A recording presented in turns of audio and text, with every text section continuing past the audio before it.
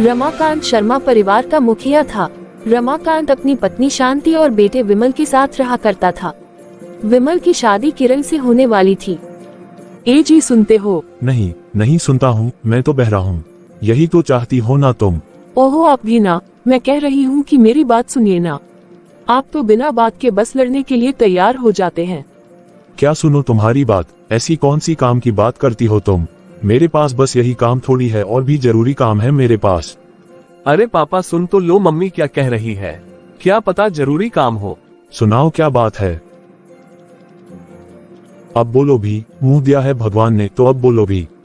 अरे वो मैं ये कह रही थी कि अब शादी में ज्यादा समय नहीं बचा है, बहुत सारी शॉपिंग करनी है, तो चलो ना मार्केट चल के साथ में शॉपिंग कर लेते हैं। आप भी तो देख लो कि क्या क्या सामान लेना है, आपकी पसंद भी तो जरूरी है ना। ले सुन ले अपनी माँ की काम की बात। शांति तुम्हारा दिमाग खराब है क्या? मैं शादी की शॉपिंग करने जाऊंगा? मैं तुम्हें औरत दिख रहा हूँ क्या? कम से कम कुछ तो सोच समझ कर बोला करो, या फिर बोलने से ही मतलब है। अरे पर क्या पर? अपने पति को सबके सामने बेइज्जत करना चाहती हो क्या? देखो मेरा पति औरतों की तरह दुल्हन के गहने और कपड़ा लता लेने जाता है। मेरा पति औरतों वाले काम करता है। तेरी तो पता नहीं, लेकिन मेरी तो इज्जत है ना इस समाज में।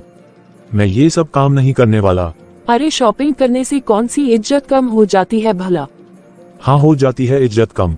कान खोल कर सुन लो, मुझसे नहीं होंगे ये औरतों वाले काम। जाओ अकेले शॉपिंग करने, मेरा दिमाग मत खाओ। इन लुगाइयों को और कुछ काम तो है नहीं, आदमियों का दिमाग खाने चली आती है। रमाकांत विमल को भी उसके साथ नहीं जाने देता। शांति बेचारी अकेले जाकर पूरी शॉपिंग करने जाती है और पूरा दिन शॉपिंग करके वापस घर आती है तो रमाकांत को शॉपिंग का सामान दिखाती है। मैं आ गई, आइए देख लीजिए क्या क्या लाई हूँ। बेटे की शादी है तो इतनी शॉपिंग करना तो बनता ही है, आखिर अब मैं सास जो बनने वाली हूँ। मर्द का काम होता है पैसे देना, ये सब देखना नहीं। जो लाई है ठीक है, ये औरतों के सामान के बारे में मुझे कुछ पता नहीं। लाओ माँ मुझे दिखा दो, मेरी शादी है मैं तो देखूंगा ही। आखिर मेरी माँ इतनी मेहनत जो कर रही है मेरे लिए। हाँ बेटा देख ले, मैं अपनी होने वाली बहू के लिए क्या क्या लेकर आई हूँ। उम्मीद है उसको सब पसंद आएगा। माँ आप इतनी मेहनत और प्यार से इतनी शॉपिंग कर रही हो, पसंद तो आएगा ही। विमल तुम मेरे साथ चलो, इससे ज्यादा जरूरी और भी कई काम है। अपनी माँ को उसके काम करने दे। हाँ पापा आप चलो, मैं बस अभी आया। माँ मेरे लिए भी तो शॉपिंग करके आए हैं, मैं तो अपना सामान देखकर ही आऊंगा। शांति को खुश करने के लिए विमल सारी चीजें निकाल कर देखता है और उनकी बहुत तारीफ करता है। फिर कुछ दिन और गुजरते हैं और शादी का समय काफी करीब आ जाता है और रमाकांत के घर मेहमान आने लगते हैं। जी घर में इतने मेहमान आए हुए हैं, मैं तब से बस काम अकेले ही किए जा रही हूँ, मेरी थोड़ी मदद कर दीजिए ना। मैं अकेले सब कितना करूँगी, बस कुछ दिन की बात है, उसके बाद तो मेरी बहू आ जाएगी मेरा हाथ बटाने के लिए। अभी के लिए आप थोड़ी सी मदद कर दो ना। तुमने आज से पहले मुझे कभी घर के काम करते देखा है जो अब मैं करूँगा, वो भी इतने मेहमानों के सामने? मेहमान देखेंगे तो क्या कहेंगे कि रमाकांत तो जोरू का गुलाम है। नहीं नहीं, ये सब काम तुम अकेले ही करो। मेरी बात समझने की कोशिश करिए, हमारे घर में और कोई है भी नहीं, मैं किससे कहूँ। विमल की तो शादी है, अब उससे तो काम करवाऊंगी नहीं, और अकेले मुझसे ये सारे काम नहीं हो पाएंगे। अरे इतनी औरतें आई है, इनसे बोलो काम करवाए। ये क्या बस चुगलियां करने आई है? शादी वाले घर में आई है तो काम तो करना ही पड़ेगा यहाँ। क्या ये सारी औरतें आराम करने आई है?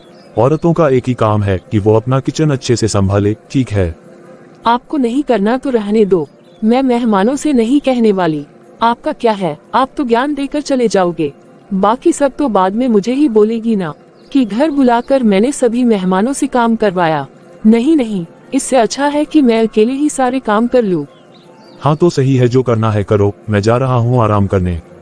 यही बात तो मैं तुम्हें पहले भी कह रहा था कि तुम अपना काम खुद कर लो, मैं सोने जा रहा हूँ, मुझे परेशान मत करना अब। शादी होते होते शांति थककर चूर हो जाती है, लेकिन मजबूरन सब उसे ही करना पड़ता है और वक्त में शादी हो जाती है। शादी के बाद जब दुल्हन घर आती है तो शांति कहती है, कितनी प्यारी बहू लाई हूँ मैं, एकदम चांद का टुकड़ा है, नजर न लग जाए। आखिर पसंद किसकी है? मैंने ही पसंद किया है ये चांद का टुकड़ा। अच्छा रिश्ता किसने बताया था? मैं रिश्ता ही ना बताती तो तू पसंद कैसे करता। ठीक है बाबा, अब जीती मैं हारा। आप ही लाए हो अपनी प्यारी बहू को, अब तो खुश हो ना आप। शुरू के कुछ दिन तो सही निकल जाते हैं, लेकिन फिर एक दिन जब किरण खाना बनाती है तो विमल कहता है, आहा, खुशबू तो बहुत अच्छी आ रही है, फटाफट खाना परोस दो फिर खाते हैं। हाँ ये लो, खाकर बताओ कैसा बना है। अरे मैं अचार लाना तो भूल ही गई, जरा ले आओ तो बता दो अचार कहाँ रखा है। मैं अभी ले आता हूँ, तुम बस से खाना परोस दो। किचन में फ्रिज के पास रखा है।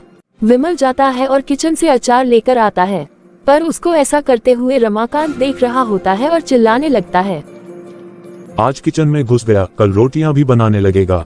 यही देखना बाकी है अब इस घर में। इस घर के आदमी अब किचन में ही नजर आएंगे। क्या पापा आप ऐसे क्यों बोल रहे हो? क्या के बच्चे, तुझे इतनी सी बात नहीं पता कि किचन औरतों की जगह होती है, मर्दों की नहीं। तू किचन में क्या कर रहा था? तुझे किसने कहा किचन में जाने को? पिताजी वो मैं तुमसे बात नहीं कर रहा हूँ, अपने बेटे से कर रहा हूँ। मर्दों के बीच में औरतों को नहीं बोलना चाहिए। घर वालों ने तुम्हें इतनी सी बात भी नहीं सिखाई। आज के बाद कभी बीच में मत बोलना। अब तुम इस घर की बहू हो तो बहू के जैसे रहो। अरे पापा, मैं तो बस अचार लेने गया था, इतनी क्या बड़ी बात हो गई। मुझे भूख लग रही थी तो मैंने किरण को खाना निकालने को कहा और इसलिए मैं खुद किचन में गया था अचार लेने। मुझे फालतू की बहस नहीं करनी। दोबारा किचन में मत दिख जाना बस, वरना मुझसे बुरा कोई नहीं होगा। किरण अपने ससुर की ऐसी रूढ़िवादी सोच देखकर हैरान थी। उसे यकीन नहीं हो रहा था कि इस जमाने में भी ऐसे लोग होते हैं। बहू शाम के लिए सब्जी नहीं है, ले आना जाकर। हाँ जी, आप जाकर आराम करिए। किरण तुरंत ही विमल को फोन करके कहती है, हाँ जी मैडम जी, क्या हुआ? मेरे बिना दिल नहीं लग रहा क्या? सुनते हो आपसे ना एक काम था। जी बोलिए मैडम जी। क्या आप ऑफिस से आते वक्त सब्जी ला सकते हैं? मैं ले तो आती, पर घर का काम करते करते बहुत थक गई हूँ। आप ले आएंगे ना? अरे इसमें कौन सी बड़ी बात है, मैं लेता आऊंगा। किरण के कहने के बाद शाम में विमल सब्जी लेकर आता है, लेकिन जब वो घर आता है तो रमाकांत वहीं बैठा होता है। क्या ले आए बेटा? आलू, मटर, प्याज और हरी मिर्च लाया हूँ। मार्केट में सब्जियों का भाव तो आसमान छू रहा है। वैसे मैं सब ले आया, कुछ और लाना था क्या? हाँ, और चूड़ियाँ लेकर आया कि नहीं? चूड़ियाँ क्यों? लेकिन किरण ने तो ऐसा कुछ भी नहीं बताया। अरे चूड़ियाँ तुम्हारे पहनने के लिए। अब औरतों वाले सारे काम कर रहे हो तो चूड़ियाँ तो पहनोगे ही ना। ऐसे खाली हाथ अच्छे थोड़ी ना लगते हैं। पापा मैं तो बस। चुप कर, जब देखो तब औरतों वाले काम करने में लगा रहता है। मुझे पहले पता होता कि तुझे इतना शौक है ये सब करने का तो बहू को घर ना लाता, बल्कि उल्टा तुझे घर जमाई बनाकर भेज देता। तूने नाक कटा दी है मेरी। आप जाने भी दीजिए ना, हो गई इससे गलती, आगे से नहीं करेगा। बेचारा मदद करने की कोशिश तो कर रहा था। आप गुस्सा मत करिए, मैं बात करती हूँ उससे। ये इसी के लायक है, इसे अपनी साड़ी भी दे दो, ये वो पहनकर घर के काम करेगा। इसी के तो लायक है तुम्हारा सुपुत्र। विमल ऐसी बातें सुनकर रुआसा हो जाता है, पर रमाकांत उसे ये सब सुनाकर अपने कमरे में चला जाता है। माँ, ये पापा को क्या हो जाता है? इतनी तो कोई बड़ी बात भी नहीं थी जो पापा ने इतना उल्टा सीधा सुना दिया। हाँ माँ जी, ये तो बस मेरी मदद के लिए ही सब्जियाँ लेकर आए थे। इसमें ऐसा कौन सा पाप हो गया जो पापा जी इतना गुस्सा हो गए? बहू, तुम्हारे ससुर का गुस्सा थोड़ा तेज है, मैं उससे बात करूंगी। अब तुम दोनों जाओ। अगले ही दिन रमाकांत के पास उसकी बहन के ससुराल से फोन आता है, जिसे सुनकर रमाकांत सभी से कहता है, विमल तुम्हारी बुआ के घर से फोन आया है, उनका एक्सीडेंट हो गया है। ना जाने कैसे हो गया ये सब। अभी तो सब कुछ ठीक था, अचानक ये कैसे हो गया? पता नहीं तेरी बुआ कैसी है। अरे तो चलिए उन्हें देख कर आते हैं। मैं गाड़ी निकालता हूँ, आप जल्दी से आ जाओ। चारों लोग जाकर विमल की बुआ को देखने जाते हैं, जहां उन सभी को पता चलता है कि विमल की बुआ जिंदगी और मौत के बीच झूल रही थी और उनको कभी भी कुछ भी हो सकता है। हे भगवान, मेरी नंद को जल्दी से ठीक कर दे। ये सब अचानक क्या हो गया? मम्मी, बुआ ठीक तो हो जाएगी ना? आपको पता है वो मेरी फेवरेट बुआ है, उनको कुछ नहीं होना चाहिए। आप फिक्र ना करिए, सब ठीक हो जाएगा। कुछ नहीं होगा बुआ जी को। आप सभी बस अच्छा सोचो तो अच्छा ही होगा। हाँ, और रोले दहाड़े मारकर रोले। टिश्यू ला कर दूं क्या आंसू पोंछने के लिए? मर्दों को रोना शोभा नहीं देता। रोना धोना ये सब औरतों का काम है। मर्द हर मुश्किल में मजबूत पहाड़ की तरह खड़ा रहता है, ना कि तेरी तरह हर बात पर रोने लगता है। आपको बुरा नहीं लग रहा कि बुआ की ये हालत है? पापा, आपका दिल क्या पत्थर का हो गया है जो आपको बुआ की हालत दिखाई नहीं दे रही है? बुरा लग रहा है, इसका मतलब ये थोड़ी ना है कि मैं औरतों की तरह रोने बैठ जाऊंगा। मर्द इतने कमजोर नहीं होते, बात बात पर रोना औरतों का काम है। सॉरी कि मुझ में भावना है। भावनाएं सब में होती है, पर जो भावनाओं पर काबू करता है वही मर्द होता है। औरतों की तरह भैं भैं करके रोने वाला मर्द नहीं होता। ये बोलकर रमाकांत वहाँ से चला जाता है। शांति और किरण विमल को दिलासा देती है, आप फिक्र मत करिए, बुआ जी ठीक हो जाएंगी। चलिए ऐसा करते हैं, हम लोग थोड़ी देर अंताक्षरी खेले, उससे ना आपका दिमाग थोड़ा डाइवर्ट हो जाएगा। नहीं, इस वक्त मेरा मन अच्छा नहीं है। बहू सही कह रही है बेटा, उस बारे में सोचता रहेगा तो और बुरा लगेगा। चल मैं भी खेलूंगी, और तू देख ली तेरी बुआ जल्दी ही ठीक हो जाएगी। वो लोग अपना गम भुलाने के लिए अंताक्षरी खेलना शुरू कर देते हैं, पर तभी रमाकांत वहाँ वापस आ जाता है। अगर बुरा लग रहा था तो लॉन्ग ड्राइव पर चला जाता, वीडियो गेम खेल लेता या सो जाता, पर नहीं, जनानियों वाले खेल खेलने बैठ गया। हे भगवान, क्या करूं मैं इस लड़के का। अब आपको इस पर भी दिक्कत है? पापा, आपको तो मेरे हर काम से दिक्कत है। ऐसा मैं क्या ही करने लगा हूँ पापा, जो आपको इतनी दिक्कत होने लगी है मुझसे? मर्द होकर औरतों वाले काम करेगा तो दिक्कत क्यों नहीं होगी? अरे जाने दीजिए ना, क्यों आप देखिए, अभी हम सब अस्पताल में हैं, यहाँ लड़ाई मत करो। अच्छा थोड़ी ना लगता है? तुम्हारी राय नहीं मांगी मैंने, चुप रहो तुम। और अगर कोई राय देनी है तो अपने बेटे को दो कि यह सारी हरकतें छोड़ दे। इतना सब सुनकर किरण को बिल्कुल अच्छा नहीं लगता। अब पानी सर से ऊपर निकलता जा रहा है। ससुर जी का मेल ईगो कुछ ज्यादा ही बढ़ चुका है, अब मुझे ही कुछ करना पड़ेगा। किरण अपने ससुर जी को सही रास्ते पर लाने का एक प्लान सोचती है और शांति और विमल को भी इस बारे में बताती है। तुम्हें लगता है ये प्लान पापा पर काम करेगा? और अगर कुछ भी गलत हुआ तो पापा हम सभी को घर से बाहर कर देंगे। हमें कोशिश तो करनी ही पड़ेगी ना, पापा जी की सोच बदलना बहुत जरूरी है। तुमने सही कहा बहू, हमें कोशिश तो करनी ही पड़ेगी, क्योंकि ऐसे तो नहीं चल सकता।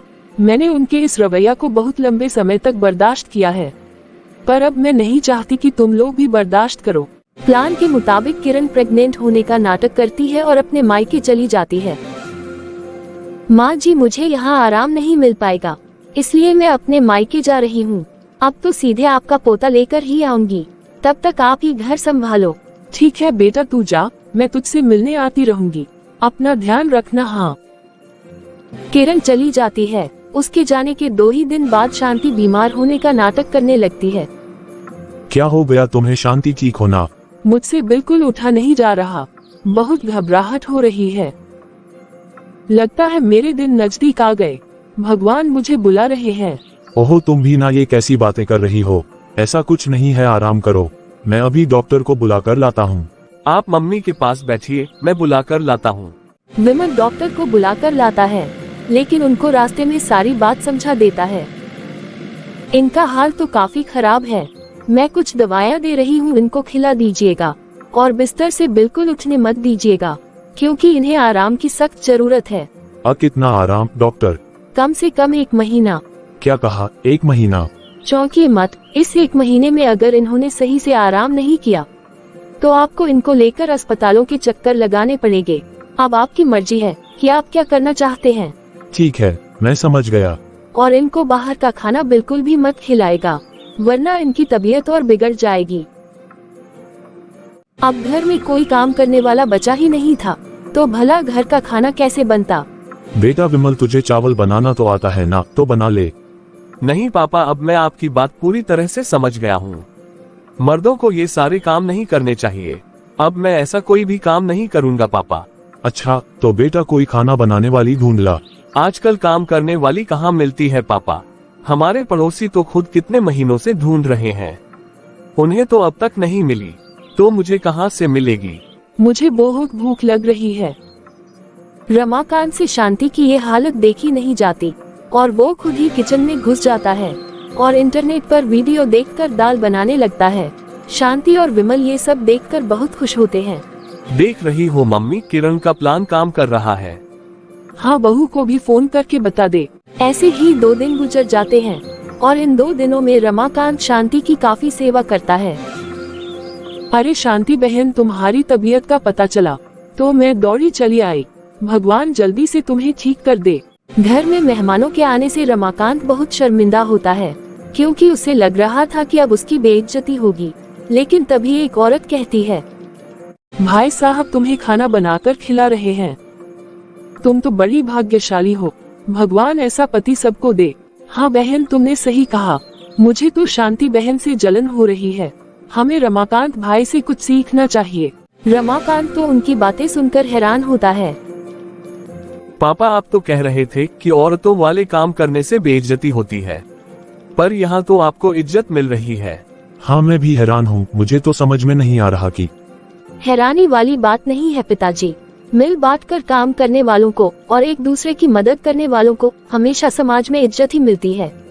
अरे बहू, तुम यहाँ। आपकी बहू आपके बदलने का इंतजार कर रही थी। आप में बदलाव आया तो वो भी आ गई। कैसा बदलाव? यही बदलाव जिसने आज आपको समझाया कि औरतों वाले काम करना इज्जत की बात है, ना कि बेइज्जती की। अरे तुम उठकर क्यों आए? लेटी ही रहती।